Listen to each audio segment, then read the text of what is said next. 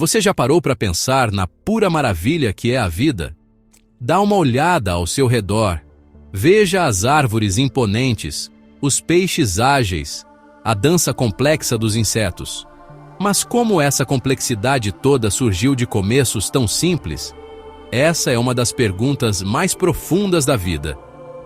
A gente precisa viajar para uma época em que a Terra era muito diferente. Um tempo em que a própria vida era bem mais simples, tipo arroz com feijão. A resposta, como a gente vai ver, é uma história de uma aliança extraordinária. O mundo em que a gente vive está cheio, abarrotado de formas de vida complexas. Cada uma é construída a partir de unidades minúsculas, chamadas células. Mas nem todas as células são criadas iguais. Algumas são incrivelmente sofisticadas, cheias de órgãos em miniatura, cada um fazendo uma tarefa vital. São essas as células que formam os animais, as plantas, os fungos e os protistas. Como essas usinas de força microscópicas, essas células eucariontes apareceram pela primeira vez no nosso planeta? Bora mergulhar nesse capítulo fascinante da vida.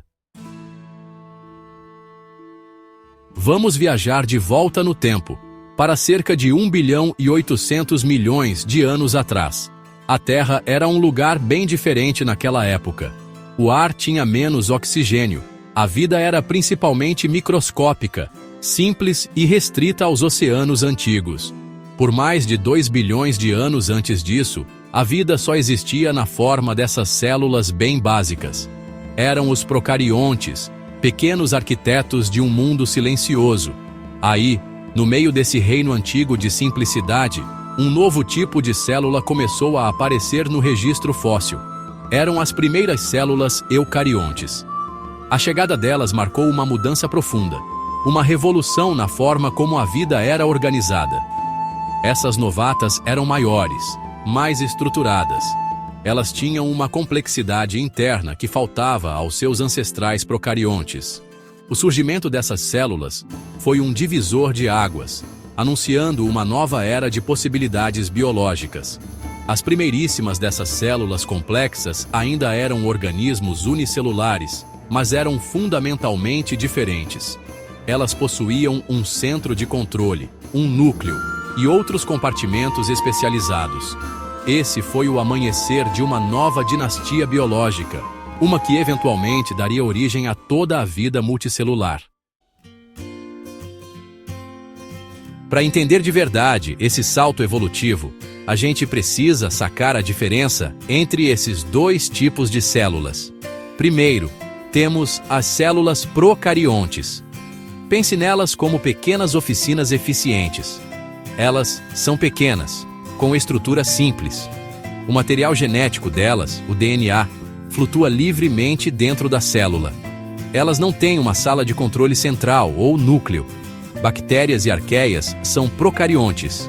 Elas são incrivelmente bem-sucedidas e podem ser encontradas em quase todos os cantos da Terra, do deserto mais seco ao fundo do mar.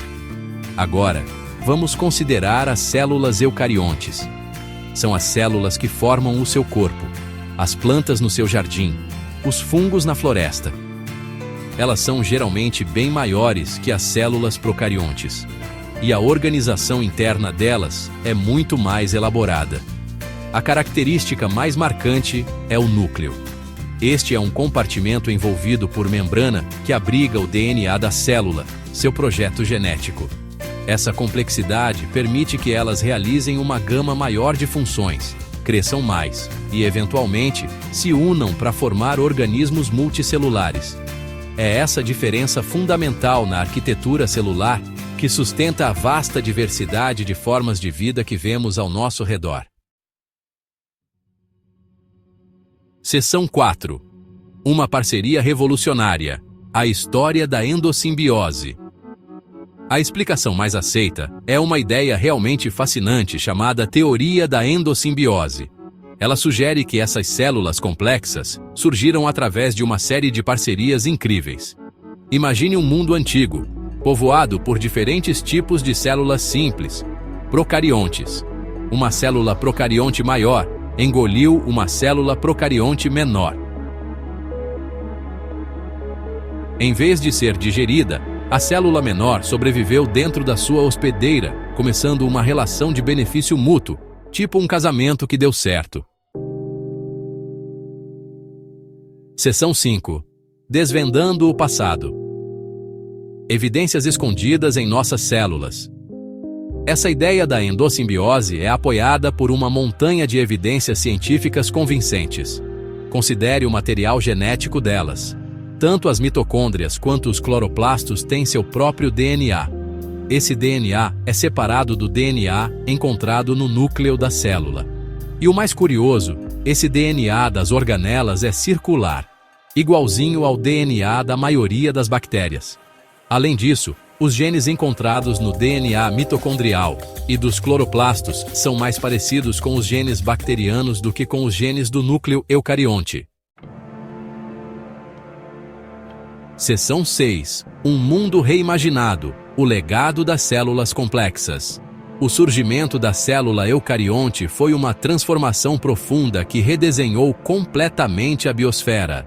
Com suas novas usinas de energia internas, as mitocôndrias, as células eucariontes tiveram acesso a muito mais energia do que suas colegas procariontes. Esse excesso de energia permitiu que as células ficassem maiores, mantivessem estruturas mais complexas e sustentassem um genoma muito maior e mais sofisticado. GAP2S. Essa nova complexidade e eficiência energética abriram as portas para a multicelularidade. A capacidade de formar essas estruturas complexas e coordenadas permitiu que a vida explorasse jeitos totalmente novos de existir. Isso levou à evolução das plantas, dos animais e à incrível diversidade de vida que vemos hoje em dia. Seção 7. A história em constante evolução. O que vem por aí? A história da origem das células complexas através da endossimbiose é uma prova da engenhosidade da vida. Ela nos mostra que a evolução nem sempre é só sobre competição implacável, aquela coisa de um querendo passar a perna no outro. Às vezes, é sobre cooperação, sobre formar parcerias que levam a algo totalmente novo e mais capaz. Tipo uma dupla sertaneja de sucesso.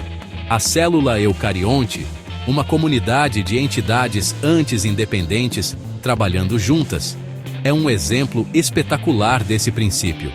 Que novas formas de complexidade, que novos tipos de parcerias podem surgir nas eras futuras, neste planeta, ou talvez em outro lugar do universo, quem sabe até com uns ETs camaradas.